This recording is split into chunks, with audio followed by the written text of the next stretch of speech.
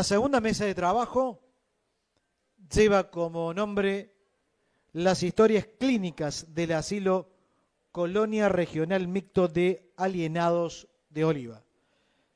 Con todos ustedes, la coordinadora licenciada Carolina Pica. Gracias. Hola, buenas tardes para todos. Es una... Bueno, yo me traje hinchada.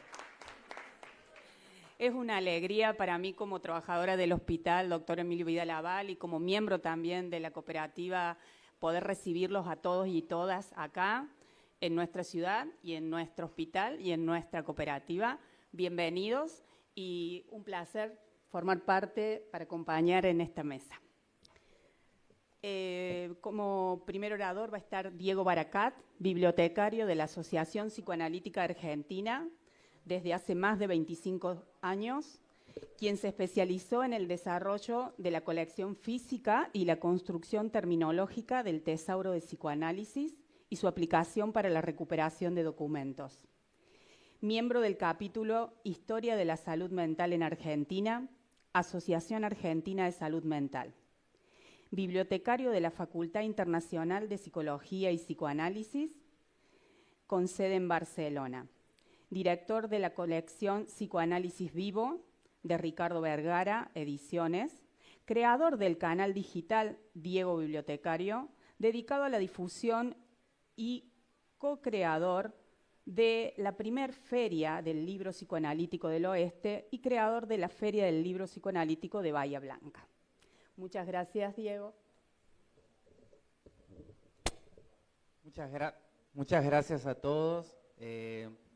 En este momento les agradezco el espacio y el momento para poder hablar desde mi mirada de bibliotecario especializado en psicoanálisis, en salud mental, y poder traerles y compartirles lo que es la reseña bibliográfica de Raúl Teixeira.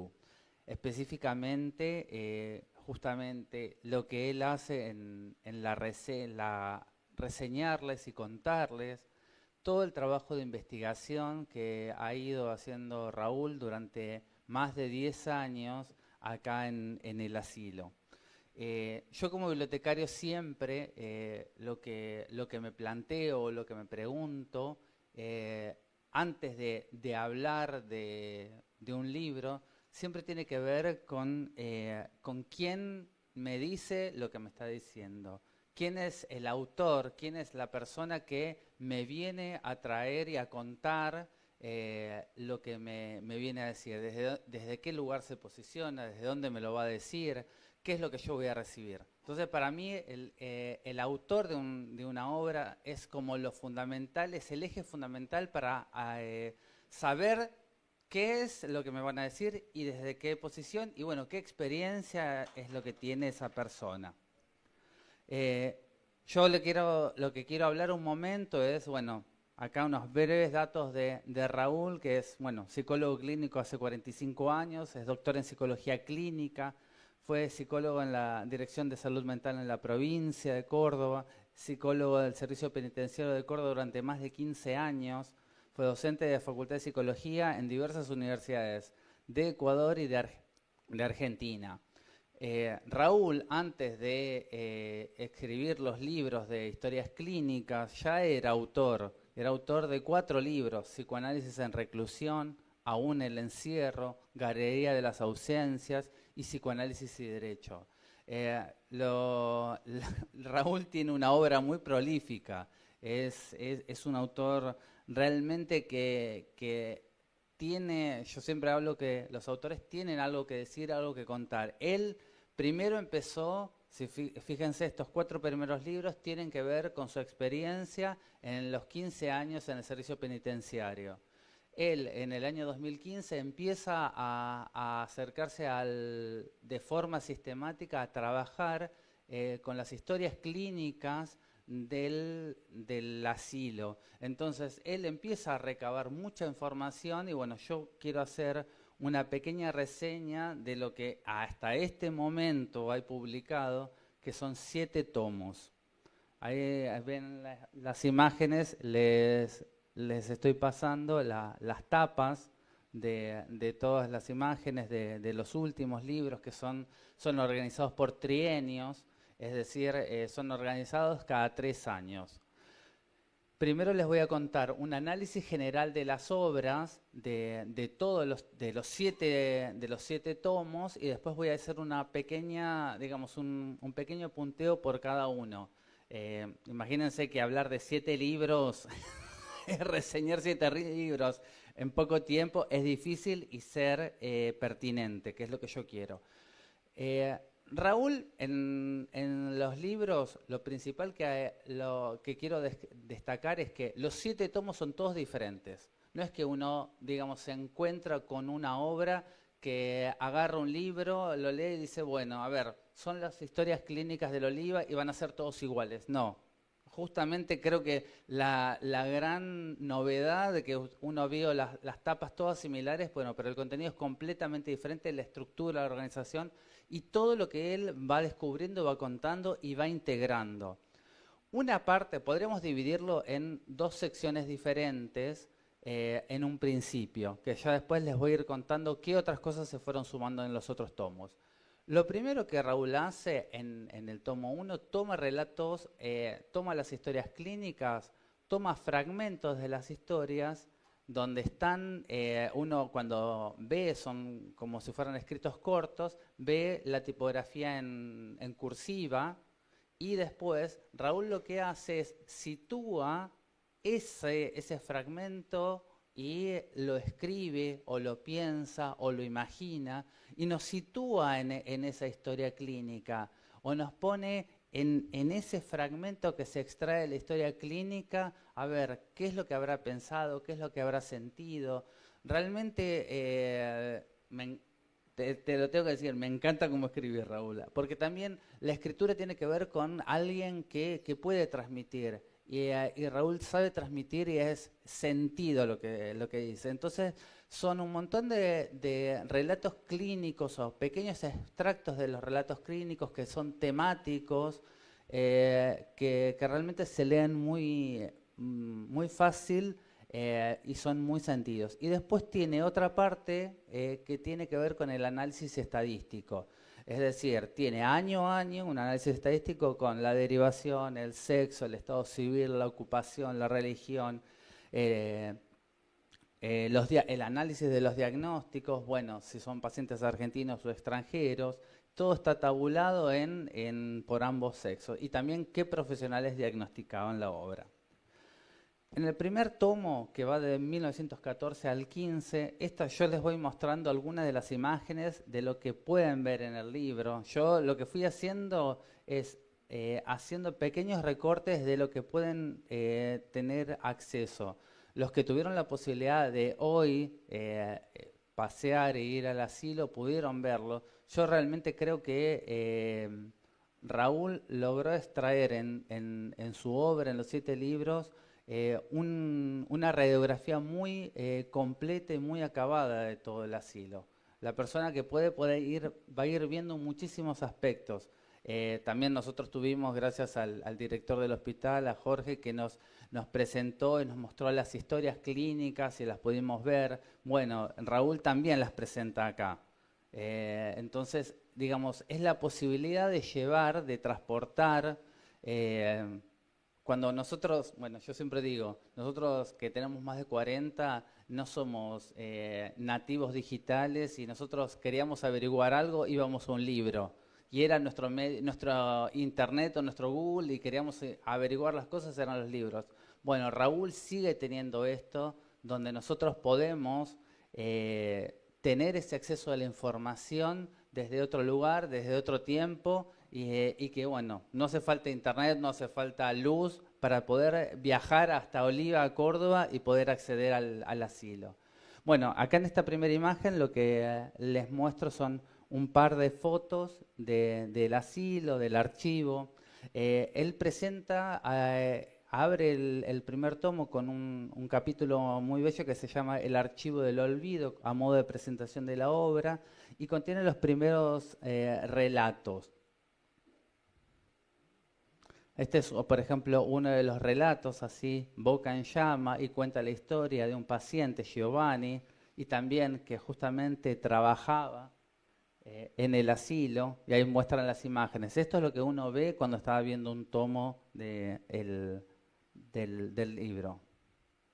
Y ahí hay imágenes del análisis de las historias clínicas. Yo puse solamente la primera imagen de cómo está tabulado, y adentro, digamos, hay muchos, hay cuadros, hay gráficos, realmente es un análisis muy completo. En el tomo 2, por ejemplo, arranca con un capítulo que se llama Batalla, que habla específicamente de, es un relato bastante largo, que tiene toda una parte histórica que habla de la historia argentina, habla de la historia, que sitúa también lo que es la historia mundial, porque en ese momento estaba terminando la Primera Guerra Mundial, 1917, entonces sitúa también puntualmente qué era lo que pasaba a nivel mundial, qué es lo que pasaba en la Argentina, y también habla de esto, de la batalla dentro de las batallas, y habla de las conceptualizaciones. Hay algo que Raúl trabaja muy bien y todo el tiempo que tiene que ver, al trabajar con historias clínicas, trabaja con los diagnósticos. Y esto tiene que ver con cómo se piensa la locura. Todo lo que yo descubrí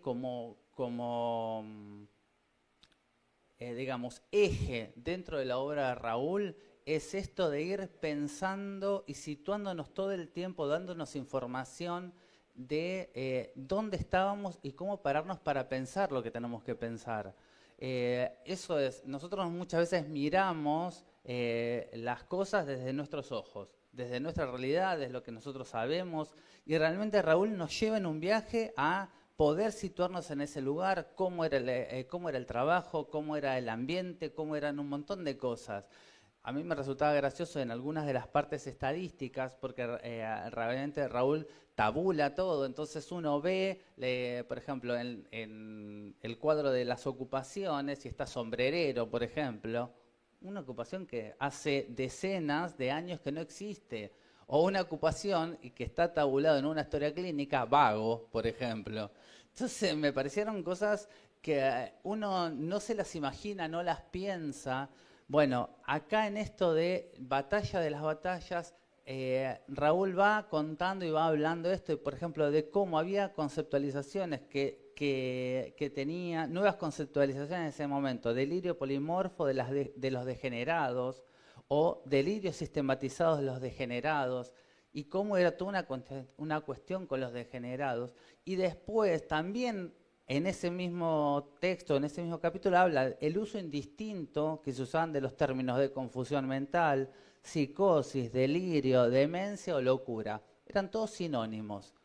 Entonces, también uno se pone acá realmente en contexto y como dice, bueno, nosotros tenemos y vivimos hoy o hace, no sé, decenas de años, tenemos el DSM-1, el 3, el 4, las clasificaciones psiquiátricas, está, bueno, el DSM es uno, el CIE-10 es el de otro, pero digamos, tenemos muy sistematizado eso hace muchísimos años y ni siquiera se nos ocurre pensarlo. Lo que Raúl nos trae es esto. Bueno, Iris, Pamela, nos fueron contando cómo se fue gestando estos pensamientos de la locura y cómo esto de también una parte Claudia nos contaba cómo se los metían a los locos en las cárceles y cómo estaba ese hacinamiento en las cárceles. Bueno, hay mucho de la criminalidad y de la locura unido, o por lo menos... No sé, hay un pensamiento que nosotros no tenemos hoy. Bueno, Raúl nos trae todo eso, nos trae mucha claridad y mucha luz. Bueno, acá en la otra imagen, bueno, ahí les muestro parte de imágenes que tienen que ver con las historias. Bueno, en las historias clínicas 3, habla un capítulo sobre los años locos, empieza a hablar de la historia del Oliva. Me gustó muchísimo que también en estos años, en 1920, él cuenta cómo adentro del Hospital de Oliva en 1920 hubo una huelga laboral, la huelga laboral dentro del hospital. Entonces, también en este tomo me encantó todo este capítulo que hablaba de un concepto de comunidad fraternal y cómo estaba entrelazado y cómo era toda la vida dentro del hospital y cómo dentro del asilo los mismos trabajadores se conocían, se casaban y cómo se desarrollaba la vida. Y él, Raúl, empieza a sacar muchos extractos y contar cosas. Fíjense que yo les puse Alicia Dalmases, que era la hija del farmacéutico, que tiene un libro publicado con todas sus memorias, que la hija del farmacéutico vivía ahí adentro y contaba montones de cosas. En este capítulo aparecen muchísimas de estas cosas que hacían a la vida cotidiana dentro del asilo. Bueno, ahí les muestro más imágenes de este tomo. En Historias Clínicas 4 empieza a aparecer lo que yo les puse, los rostros de la clínica. Fíjense que aparecen las imágenes donde están una parte de la historia clínica y empiezan a aparecer las fotos de los pacientes. En este tomo arranca, Raúl incluye esto, empieza el tomo 4 con un capítulo que se llama Síntomas y empieza a hablar sobre el aparato psíquico, el inconsciente, ideas de Freud, de Lacan, y va desarrollándolo. Pero digamos, lo más interesante en este tomo, todos los tomos tienen el análisis que yo les decía, estadístico por años incluso. Estas son como las diferencias que yo fui encontrando. Las Historias Clínicas 5 tiene varios capítulos en su comienzo que empiezan hablando sobre estos temas: alcoholismo e inmigración, maternidad y locura, la locura del puerperio, la inmigración y la salud pública, inmigración, psiquiatrización y muerte. Son los capítulos de Historia 5 que, bueno, ya incluyen también las imágenes en las historias clínicas, las imágenes, los rostros de los internados. En el tomo 6 también empieza a estar como coautor Eduardo López Molina, y él nos trae esta obra de Europa a América, de la razón a la locura, de la libertad al encierro, y habla de la gran cantidad de inmigrantes. Y él justamente en este capítulo concluye con esto: la cantidad de polémicos y ambiguos diagnósticos y sin la reinserción social. Un poco Iris nos contaba cómo no había una legislación o algo que amparara al loco o al enfermo. No había. Entonces, estos diagnósticos, qué importante que es, estos diagnósticos, al ser tan ambiguos, cómo los dejaban más desamparados aún. Bueno, hay un capítulo sobre clínica y lengua extranjera. En el tomo 6, el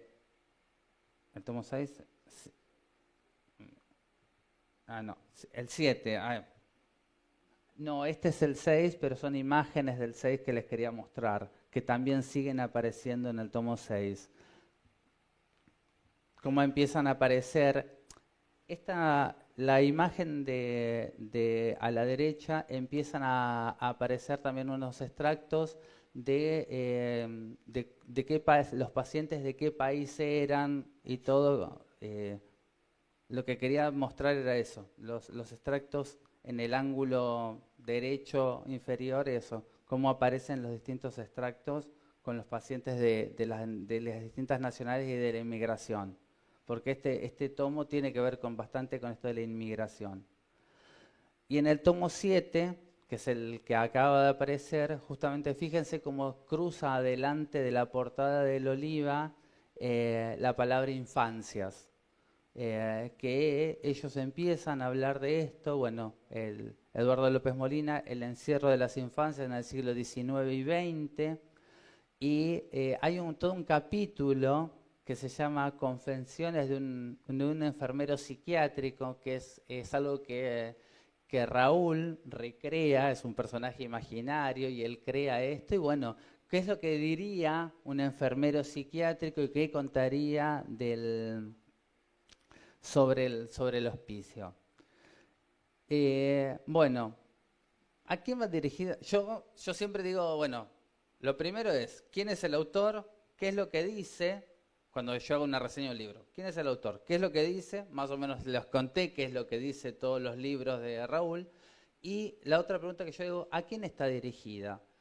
Yo creo que esta obra está dirigida no solamente para estudiantes de psicología y psicoanálisis, sino realmente creo que es un libro muy amplio, que tiene muchos aspectos. La obra no es un libro, la obra tiene muchos aspectos de historia de la locura en la Argentina. Raúl toma un muestreo sistemático de Oliva, pero realmente habla de toda la sociedad argentina, de toda una realidad argentina, de historia de la locura desde todo lo que es el inicio del siglo XX. Entonces, pasando por el trabajo, pasando por la salud, pasando por la salud pública, pasando por la concepción, creo que va dirigido a muchos públicos porque habla de todos estos aspectos. Entonces, no solamente, creo que también los aspectos de digamos, estudios de género, las personas de trabajo social, para estudios etnográficos, trasciende lo que es la salud mental. Para la salud mental me parece fundamental, pero creo que trasciende, y porque él trabaja mucho con los diagnósticos. Y lo encuentro directamente como una guía de lectura, porque a mí me dispara justamente, Raúl trae tantos datos o tanta información que uno puede ir leyendo, ir cruzándola para cualquier otro lado, e ir pensándola y desarrollando otras cosas. Y yo les quiero dar un ejemplo de esto que les quiero decir. Yo soy bibliotecario especializado en psicoanálisis, entonces dentro de lo que es la obra de Raúl, yo saqué algo que pensé y que también lo pienso desde ahora. Digo, a ver, cómo se mira, cómo se piensa, y se me ocurrió algo que Raúl trae como algo, digamos, que nosotros podemos tener como conocido, que es el diagnóstico de histeria. Él acá dice, aunque la registraron como italiana, González se apellidaba. Esta mujer que el 4 de octubre de 1923, cuando llegó al asilo, transferida del Hospicio de las Mercedes de Buenos Aires, además de figurar como soltera y católica, y tenía 46 años de vida, a ella le correspondió el privilegio de ser la primera mujer diagnosticada de histeria en el asilo. Por esto cobra significación que 7 años antes de este diagnóstico había sido aplicado a un varón.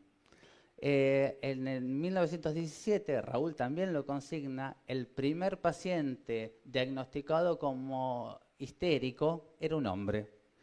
Y entonces yo dije, un hombre histérico, 1917, me empecé a pensar, y después también miré en una mujer, y en 1923, y yo, al ser bibliotecario especializado en psicoanálisis, empiezo a pensar fechas y publicaciones.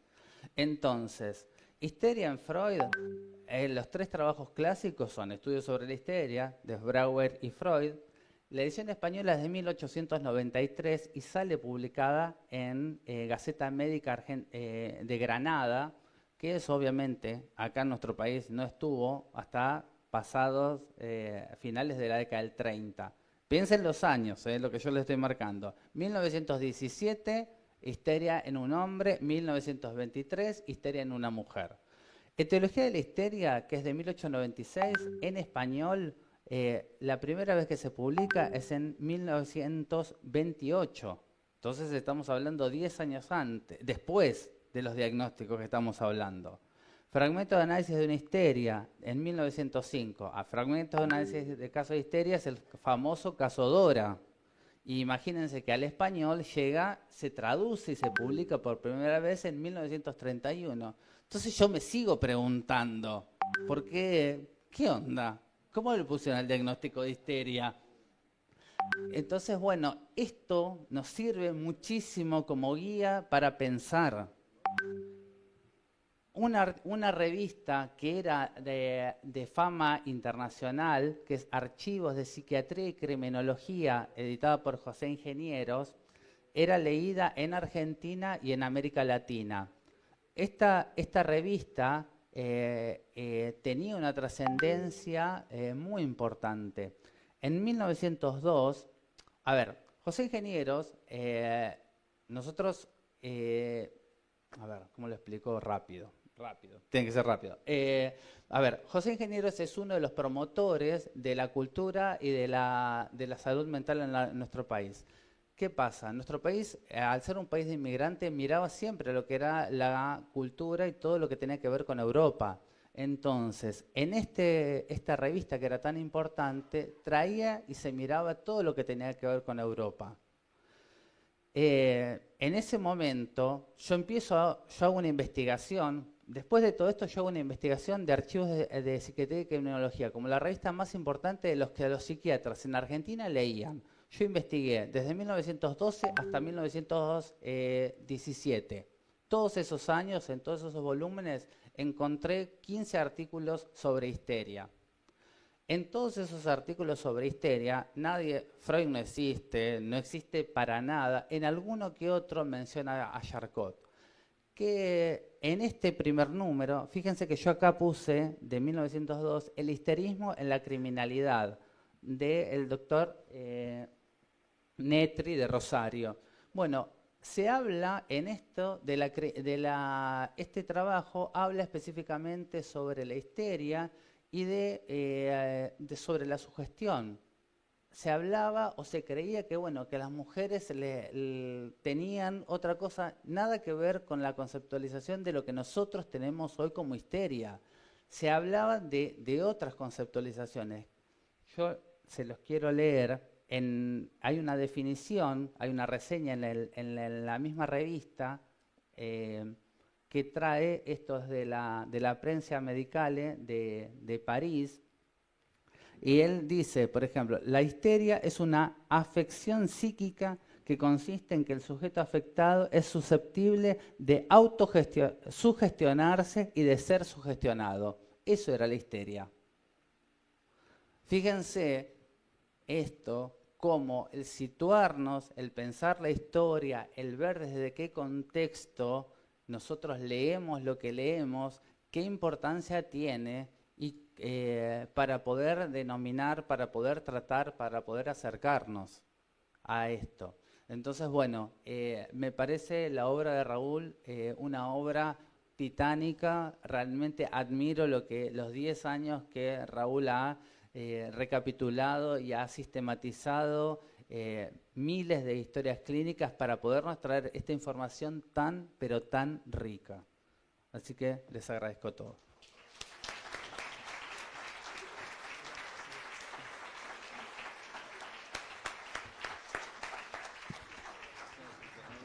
Gracias.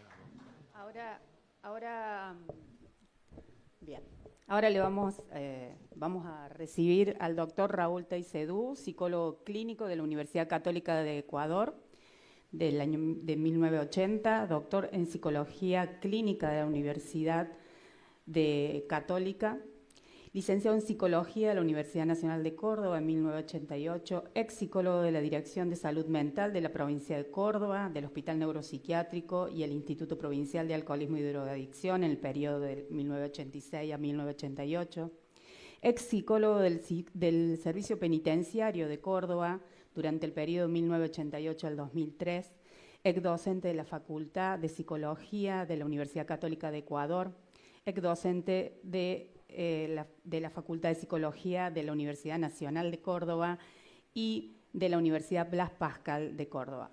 Consultorio analítico durante el periodo de 1986 al 2089, miembro honorario de la Biblioteca Popular Juventud Unida de la localidad de Oliva y sus más de 10 libros publicados que bien han presentado recién. Gracias. Por favor, muchas gracias a todos por la asistencia, su presencia, que efectivamente cuando empezamos a pensar en esta jornada desde la Biblioteca Popular de la ciudad, Juventud Unida, no pensábamos tener la repercusión que hemos tenido con esta convocatoria y les agradecemos enormemente su presencia, como también a todos aquellos que están conectados online siguiendo esta jornada. Le agradezco a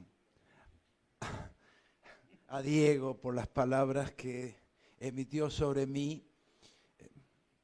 Gracias, muchas gracias. Y le agradezco a los amigos de la Asociación Argentina de Salud Mental, porque hablando un poquito de la cocina, de cómo se cocinó esto, ellos tuvieron la amabilidad de nombrarme presidente del comité científico de estas jornadas, pero a su vez venía condicionada porque yo no quería hablar, no quería participar, pero me hicieron literalmente un piquete, y lo digo adelante de ellos, no puedo mentir, al punto tal que casi estaba condicionada la presencia de ellos aquí si yo no hablaba.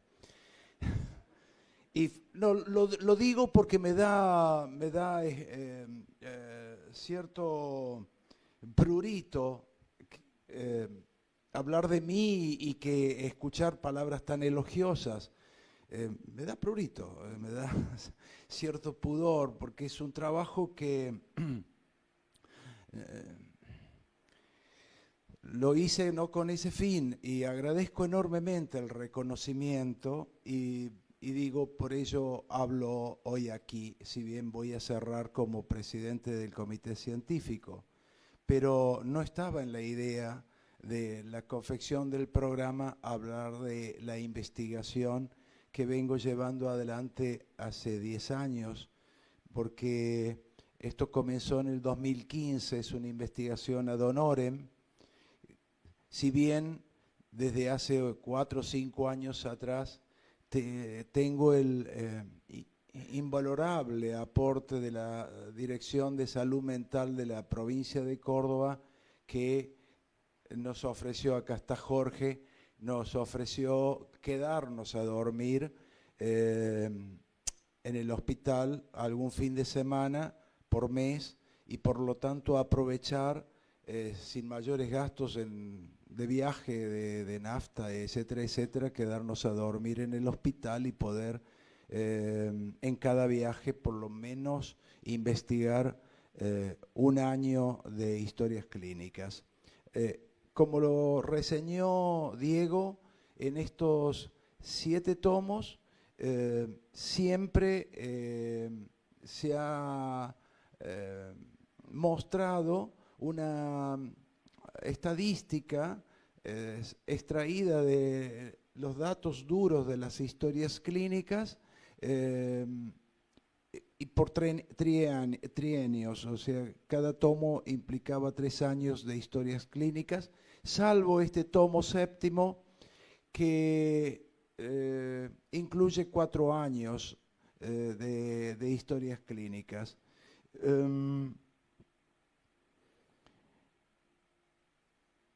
Todo el trabajo, bueno, empezó en el 2015 con las historias clínicas, las primeras historias clínicas abiertas en lo que se llamaba Asilo Colonia Regional Mixto de Alienados, que empezó su funcionamiento el 4 de julio de 1914. Hemos llegado hasta 1939, cuando ya el asilo, porque así todavía se llamaba asilo, hasta 1944 que cambia su nombre por Colonia Hospital. 1939, ¿por qué? Porque en 1939 hemos llegado hasta ahora. Este año vamos a trabajar el 40 al 45, abordar la Segunda Guerra Mundial y sus efectos.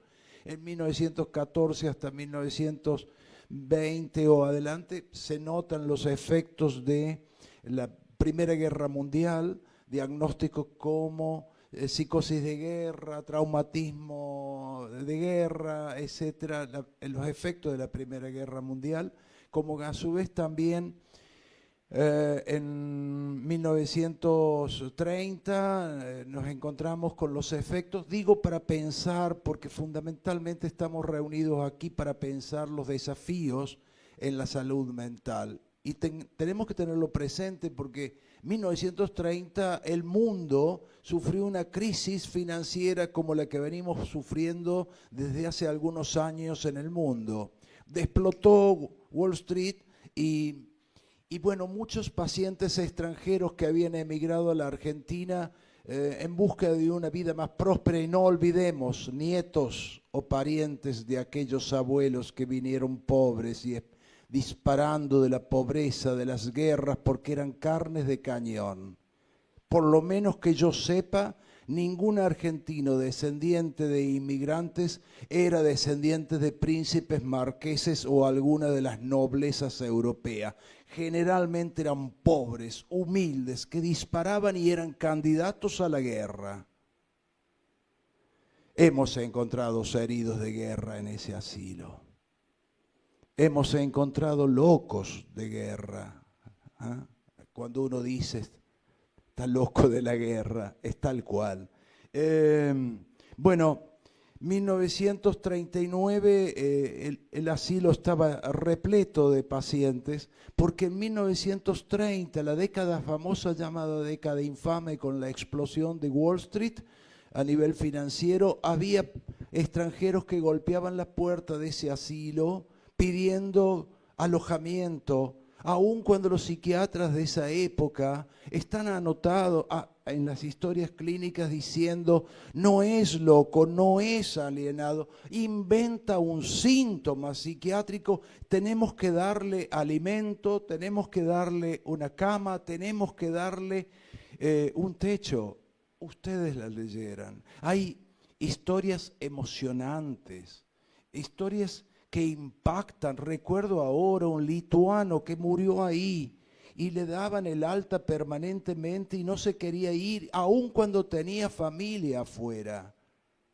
Pero se pasó ahí adentro hablando lituano, ruso, alemán o polaco y no se daba con nadie. Murió ahí porque no quería salir, y así tantos otros inmigrantes que por la crisis del 30, a donde abundaba la desocupación, el hambre, hasta un tango le cantó al ministro que bien vendría hoy, al ministro de Economía de la época, donde hay un mango, señor Gómez, porque no había un mango en la calle. Bien, llegamos al 1930 porque ya ahí, cuando viene una delegación del Ministerio de Relaciones Exteriores y Culto a festejar los 25 años del asilo, se encontraron que tenía cerca de 5.000 pacientes, de los cuales 90% eran crónicos. Y le dijeron a don Vidal Aval, mire, esto no da más porque no hay plata, ¿le suena la frase? No hay plata. Y entonces se empezaron a preparar. Bueno, se nota ya eso fue en agosto del 39, mes a mes entraban por lo menos, por año entraban más de 1.000 pacientes, y mes a mes uno encuentra 100, 120 pacientes, y después de agosto baja a 20, 30, porque había que modificar el sistema, y para eso, bueno, Vidal Aval renuncia y viene Rodolfo Moyano de interventor, que lleva el nombre de una calle, y ayer lo encontramos enterrado en el cementerio local, a don Rodolfo Moyano, que fue el que preparó el terreno para la transformación de Colonia Hospital en el 44. En todos estos 25 años y medio de vida del asilo, en estos 10 años de investigación, del 14 al 39, se abrieron 22.356 historias clínicas. Pasaron por allí 22.356 pacientes. Faltan de todas esas 22.356, faltan 541 historias clínicas. Se perdieron, se extraviaron. Por lo tanto, he podido analizar 21.815 historias clínicas, una por una. Y de esas 21.815 historias clínicas, 12.201 pertenecieron a varones, extranjeros o nacionales. 12.201 varones que representaron el 55,97% de la población internada. Eran más para aquellos que dicen que todas las mujeres son locas, eran más los llamados locos varones que mujeres. Y no estoy haciendo proselitismo ni tampoco demagogia, pero es la realidad. Bien, y mujeres pasaron 9.597 mujeres, es decir, el 44%. Insisto, eran más los varones en esos 25 años y medio, los encerrados, que las mujeres. NN hemos encontrado, o NN, o con nombres que no podíamos saber su género, porque eran nombres extranjeros, entonces no podíamos ubicar si eran varones o una mujer. Encontramos 17 historias clínicas NN o con nombres que no podemos descifrar. Argentinos, o sea, los pacientes nacionales entre esos 25 años y medio de investigado, fueron 10.217 personas, varones y mujeres argentinos. Es decir, el 61%, el 61,42%, para ser más exacto, fueron argentinos internados. Y entre los extranjeros, en esos 25 años y medio de asilo, fueron 6.416 extranjeros, es decir, el 38,57% de pacientes eran extranjeros en el asilo, de 56 países, obviamente italianos y españoles, pero nos hemos encontrado con filipinos, nos hemos encontrado con japoneses, con chinos, de Indostán, de la India, de Pakistán, y obviamente de allí seguimos para Occidente, bueno, Medio Oriente, toda la Europa Oriental, en fin. Entre los pacientes extranjeros hasta mediados de la década del 20 en el asilo correspondieron al 50% de los pacientes internados. Yo siempre digo que ese asilo debería ser nombrado Patrimonio de la Humanidad. ¿En qué parte del mundo se refugió a tantos que corrían de las guerras de Europa, de la civilización? Lo digo con toda la ironía, claro está. Y ahí se alojaron, en este pueblo remoto llamado, qué sé yo, alguna vez Hormiguero, pero Hormiguero, bien que vinieron ahí 6.416 personas extranjeras, varones y mujeres, a refugiarse y encontraron lo que quizás no encontraron en ninguna otra parte del mundo: techo, trabajo, comida, atención médica integral. Podemos debatir las conceptualizaciones psiquiátricas, pero tenían odontología, tenían rayos X, tenían laboratorio, y tenían comida. Obviamente cuando en 1939 la población extranjera disminuye del 50% al 25% aproximadamente de la población internada. Entre las personas, varones y mujeres nacionales o argentinas, destaca, claro está, la presencia de internos de Córdoba, de la provincia de Córdoba en general, que correspondió al 18,65% de la población nacional internada ahí, Córdoba. Y después le sigue Santa Fe. Digo, porque este es un asilo que se creó, lo dice el nombre, asilo colonia regional. Es decir, debía cubrir las provincias del noroeste. Y sin embargo, Santa Fe es la segunda provincia que más pacientes internó aquí, con un 13,96%, y un 14%. Después viene Tucumán, lo hemos hablado con Eduardo como tucumano. En la industria de la zafra y la modificación de la vida cotidiana y del campesinado, Tucumán ocupó el 6,82% de la población internada, nacional internada allí. Le siguió Mendoza con el 5,52%, Entre Ríos con el 4,92%, y provincia de Buenos Aires, incluida la capital federal, el 4,88% de la población. Y después le siguen, obviamente, de todas las provincias, salvo el territorio nacional que no era provincia, de Tierra del Fuego. Después hemos encontrado de todas las provincias, de todas, de Formosa pasando a Santa Cruz, Neuquén, Río Negro y las provincias, bueno, no voy a nombrar a todas.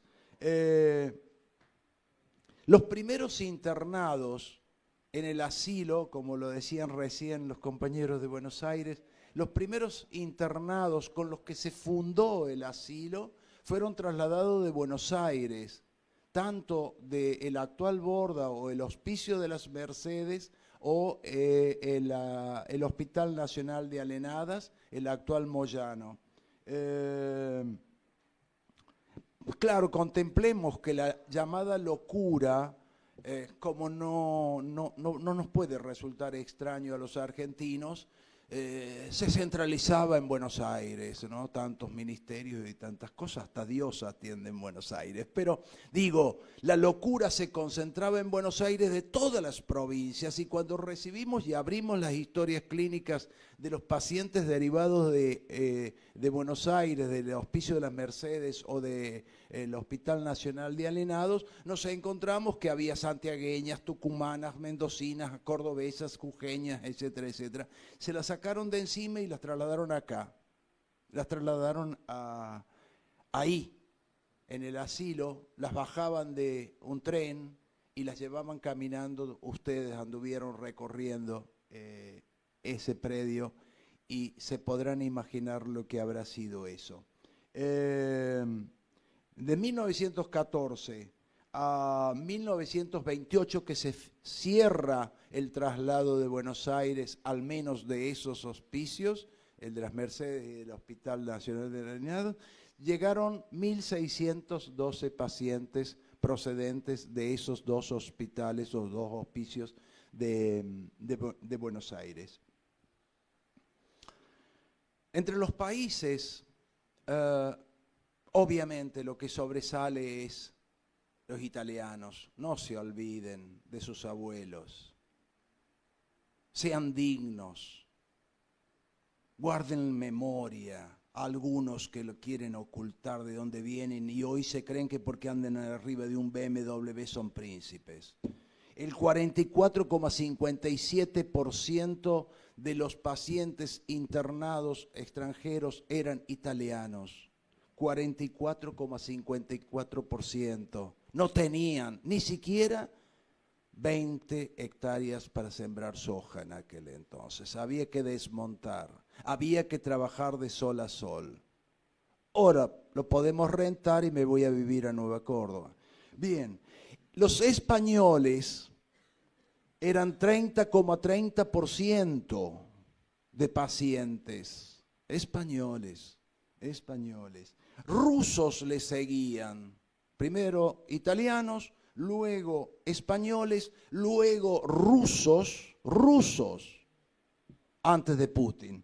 2,72% de la población extranjera internada era rusa. Luego le seguían los austríacos, con el 2,35% de pacientes extranjeros eran austríacos. Había un austríaco que se hacía llamar, yo no lo sé por qué, 1.600 austríacos. Nunca supimos, nada, no está escrito que se llamara 1.600 austríacos. Yo me lo imaginé que eran 1.600 los que habían sobrevivido a la guerra, que eran 1.600 que él homenajeaba, no lo sé, pero se hacía llamar 1.600. Franceses. Fueron 2,30%, después de los austríacos, en quinto lugar los franceses, los polacos en sexto lugar, con el 2,11%, y en el séptimo lugar el primer país latinoamericano, que eran los uruguayos.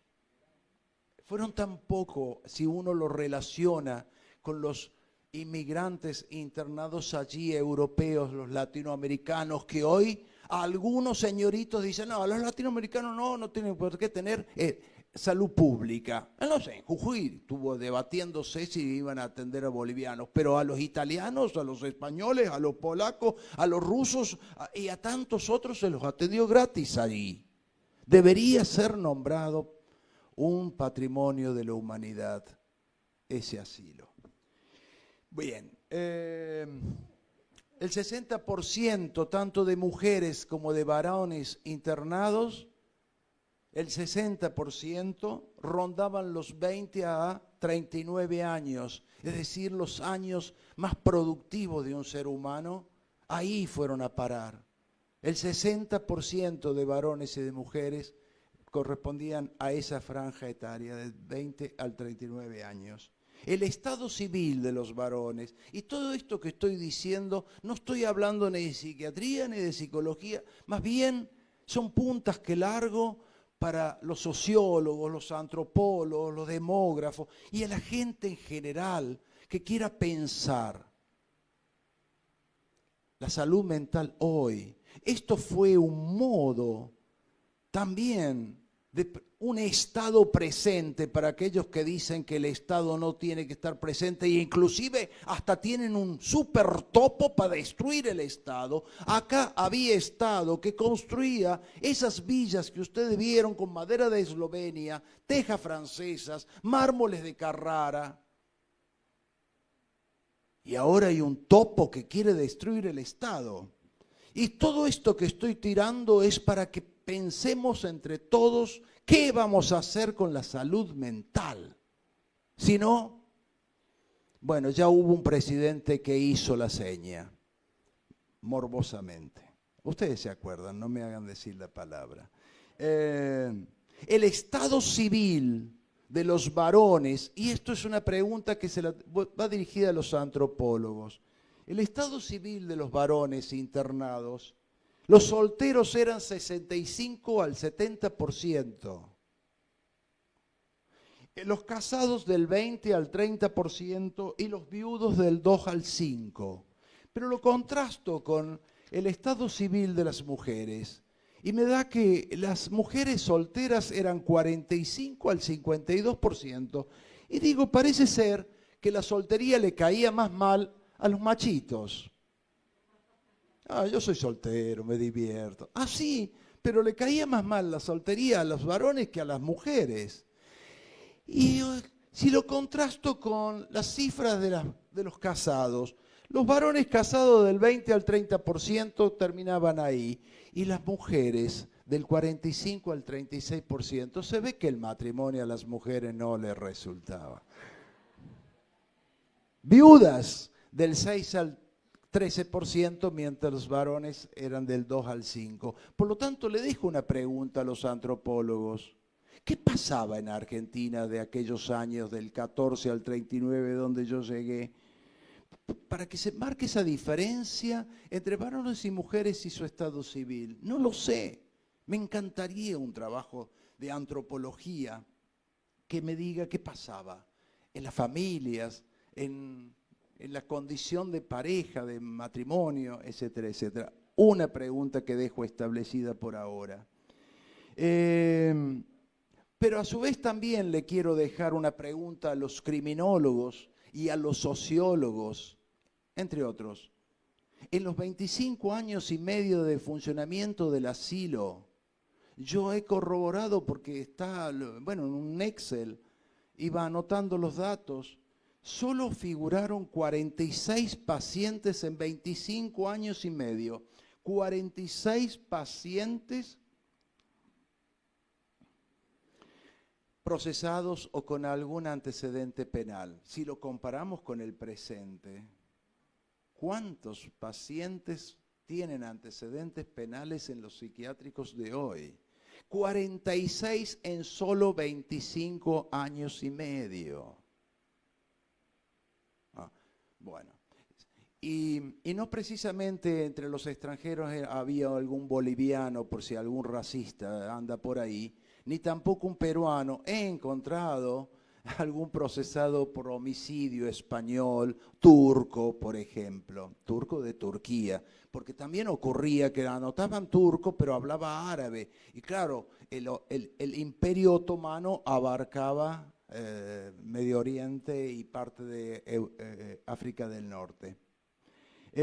Muertes registradas, lamentablemente no se registraban todas las muertes de los pacientes. Se olvidaban o pasaban tantos años que bueno, lamentablemente no se registraron todas las muertes, por lo tanto es una cifra que no es exacta, pero entre las muertes anotadas hemos encontrado 2.988 muertes de pacientes en el asilo, de las cuales 1.272, o sea, el 42,57% fueron muertes de extranjeros.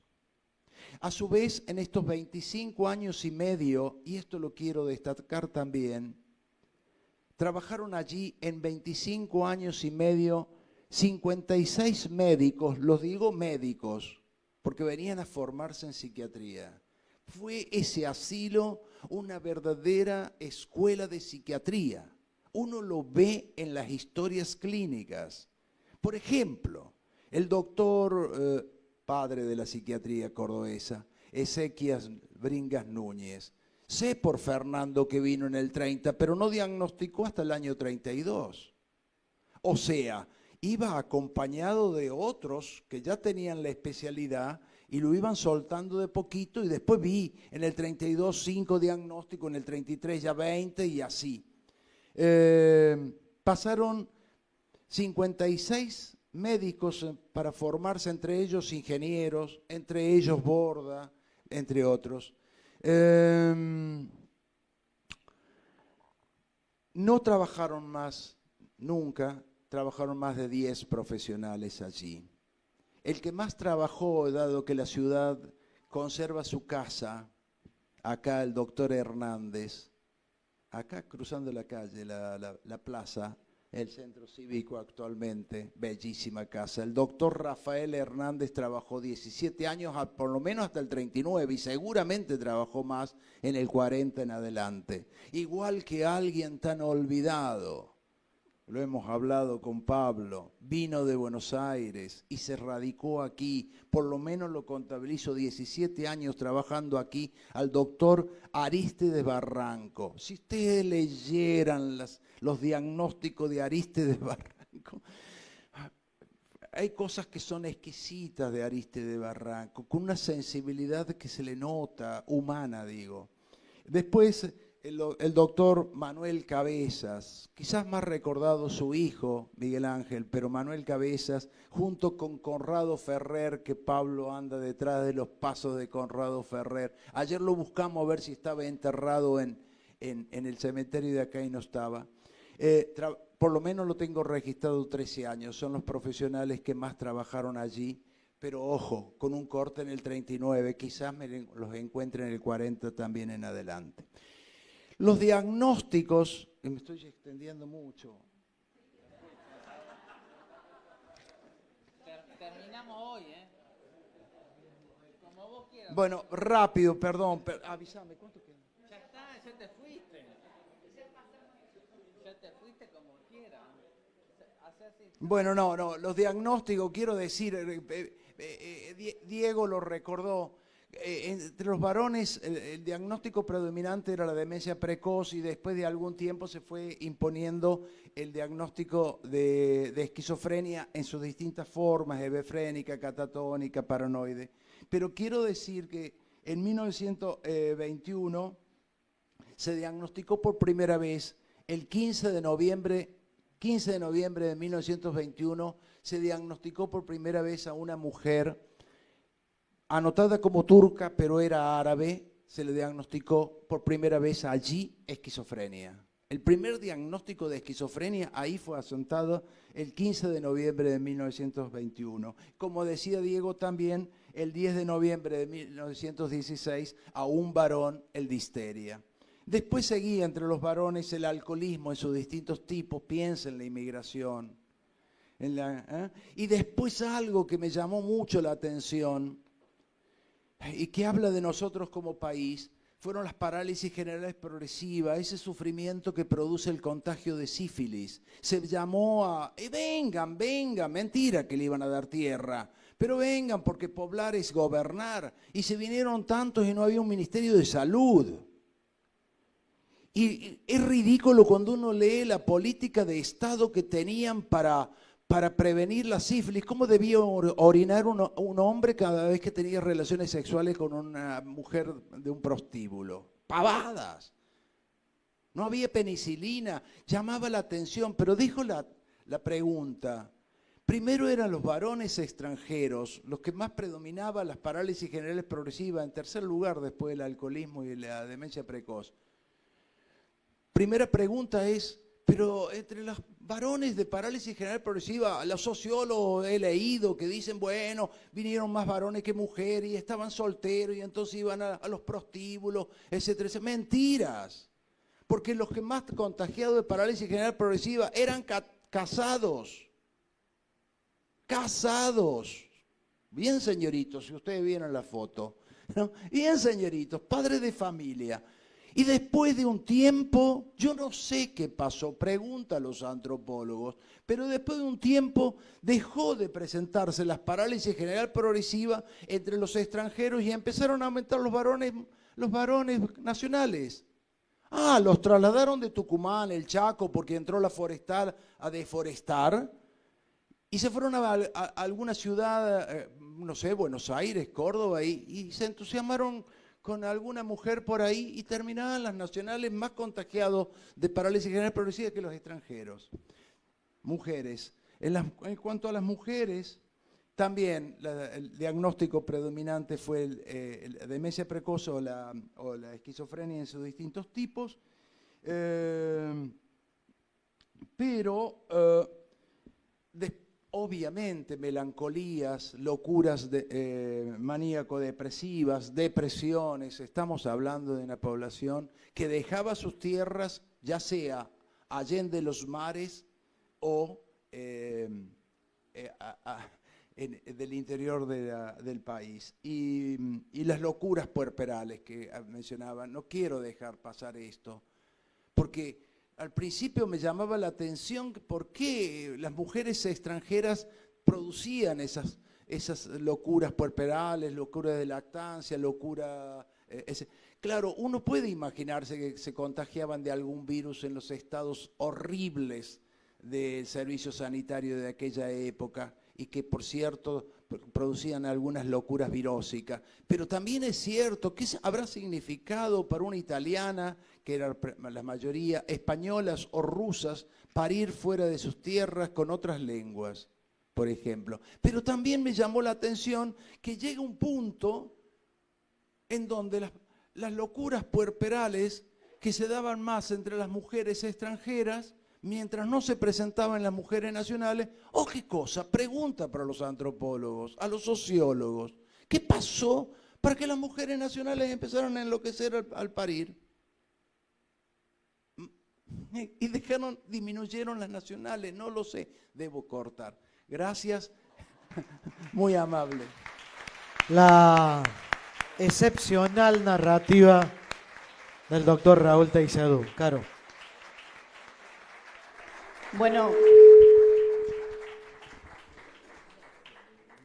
Bueno, primero que nada agradecerle a los dos compañeros de mesa y principalmente, Raúl, agradecerte enormemente el trabajo voluntario y ad honorem que haces en investigar la historia de nuestra institución, porque sin duda poder conocer la historia de la institución nos posibilita hoy poder repensar todas las prácticas que tenemos naturalizadas dentro del abordaje de la salud mental. Nos permite visualizar todos los paradigmas que han atravesado la historia de la salud mental y eso más que nada nos habilita hoy a poder iniciar un nuevo camino donde tengamos este ejercicio de memoria y reflexión que nos ayude para construir siempre en pos de poder garantizar un abordaje más digno para las personas con las que trabajamos. Muchísimas gracias.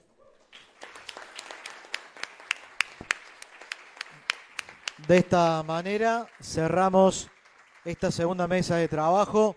Hacemos una pausa, un impasse. Vamos a compartir un café, break.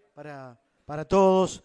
Con total tranquilidad hemos dispuesto 3 espacios para hacerlo de manera más ordenada y en un rato vamos a retomar.